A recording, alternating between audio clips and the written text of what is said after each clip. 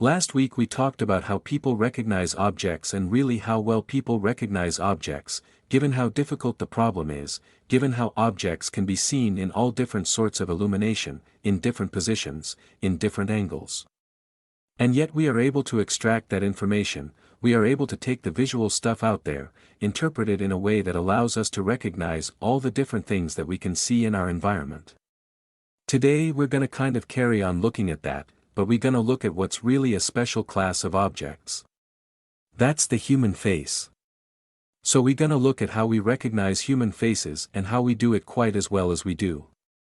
We're really expert at recognizing faces. So again we can think about how do we take that visual information and how do we transform it into a form which allows us to put a name to a face, and to do all the other clever things that we can do with faces. So I'm gonna start off again by just pointing out that it's a hard problem. Face recognition is a hard problem, and it's a clever thing we do. If you think about all the different types of faces you can recognize, and all the different types of information you can get from the face, you kind of start to appreciate how well we can do face recognition.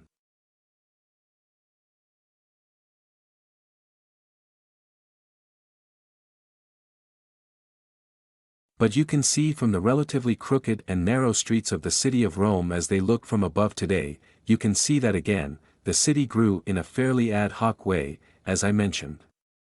It wasn't planned all at once. It just grew up over time, beginning in the 8th century BC. Now this is interesting. Because what we know about the Romans is when they were left to their own devices and they could build the city from scratch, they didn't let it grow in an ad hoc way. They structured it in a very very methodical way. That was basically based on military strategy, military planning. The Romans, they couldn't have conquered the world without obviously having a masterful military enterprise. And everywhere they went on their various campaigns, their various military campaigns that they would build camps, and those camps were always laid out in a very geometric plan along a grid, usually square or rectangular.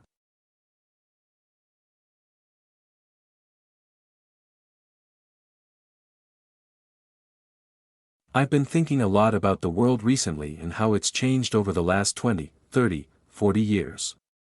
20 or 30 years ago, if a chicken caught a cold and sneezed and died in a remote village in East Asia, it would have been a tragedy for the chicken and its closest relatives, but I don't think there was much possibility of us fearing a global pandemic and the deaths of millions.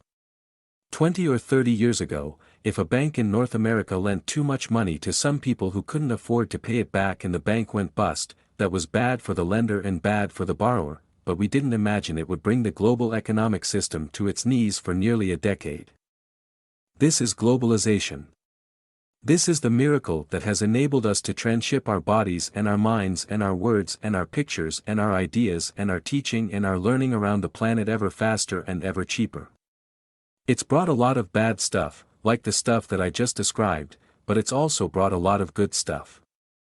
A lot of us are not aware of the extraordinary successes of the Millennium Development Goals, several of which have achieved their targets long before the due date. That proves that this species of humanity is capable of achieving extraordinary progress if it really acts together and it really tries hard.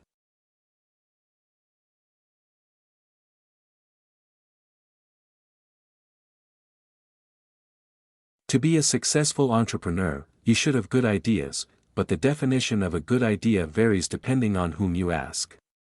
A great idea should have several features. Firstly, the great idea should be various and novel.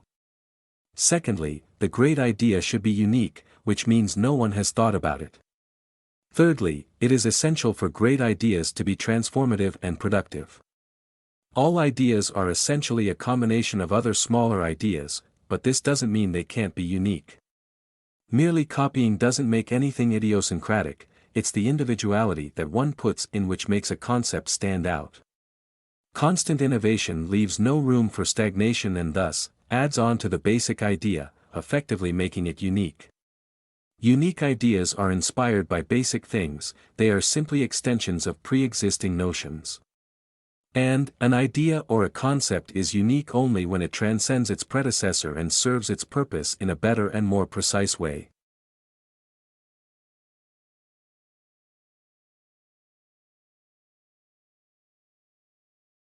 Absolutely. There's a lot of interest in what forms those clouds. Why are those clouds there? Why do they stick around? At the center of every cloud drop is a particle. You can't grow a cloud drop without having a particle there for the water to condense on. The key questions that people have not directly addressed until very recently is what actually forms those clouds. And so the ones that you're looking at over the ocean, it turns out sea salt is a very effective nucleator for forming clouds, so there's a really good chance that those are loaded with sea salt. But as you go inland you start to have pollution come from all different kinds of sources, and so different sources form clouds more effectively than others.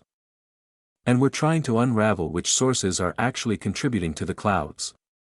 The clouds are incredibly important players in climate change in that they reflect the light back to space, and so they're keeping things much, much cooler than they would be if they weren't there. They also play a huge role in regional weather.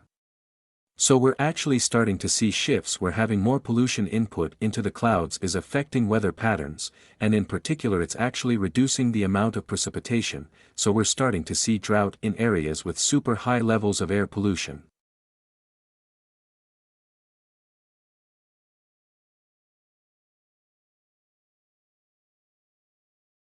At the top, you would have a king. Now the king would rule over a kingdom. Now, this is not so easy to govern, especially during the Middle Ages. And the king might owe many people, things, especially people who helped the king come to power, helped him depose the previous king or to conquer this land. And so in exchange for that and to help govern, he might grant land or feasts to other people. And the key currency in the Middle Ages under the feudal system, island. And land in exchange for loyalty and service. So this whole thing is a kingdom. Now right over here, this is a duchy. And a duchy will be controlled by a duke. I guess I didn't call it duchy because that just doesn't sound as serious.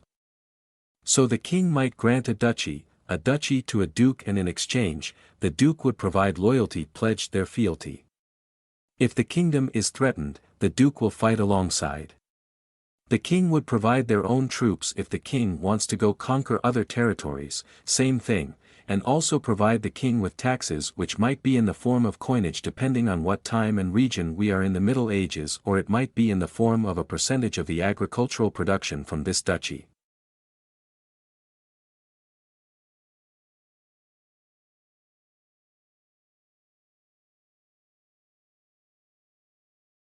The history of software is of course very, very new.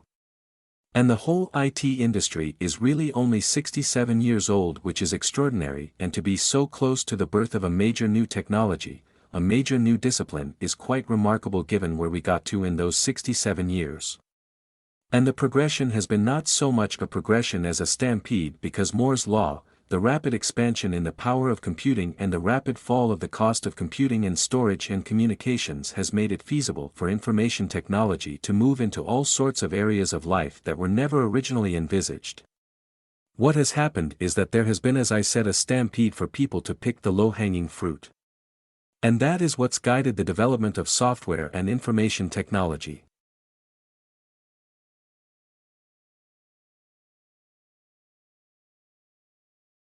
I marveled at how often powerful feel powerless, but in the face of this sense of disempowerment, there's no decline in involvement in organizations which seek to share wealth and opportunities, protect one another's rights and work towards the common good. According to the United Nations, civil society groups have grown 40-fold since the turn of last century. Internationally, the non-profit sector is worth $1 trillion, and there are 700,000 such organizations in Australia alone. The UN recognizes 37,000 specifically civil society organizations across the globe, and gave 3,500 accreditation to the 2002 World Summit on Sustainable Development. This profound movement towards harnessing voices and resources from outside the realm of governments and officialdom reflects a profound growth in NGOs. The third sector, as some call it. As Robert Putnam discovered in the field of local government in Italy, the best predictor of governmental success was the strength and density of a region's civic associations.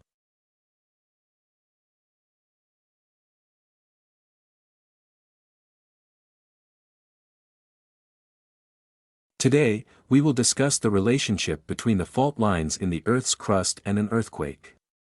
This dislocation of the rock occurs from the Earth's surface, 7 kilometers to several hundred kilometers vertically down to the crust. The earthquake's focus is called epicenter, which is vertically beneath the interior of the Earth's crust, and the energy releases and transfers through epicenter. The faults are the fracture on the Earth's crust. The position of the epicenters can be identified by the faults maps, looking down from the center of the Earth. It will result in seismic wave which is decreased as it moved away from the epicenter.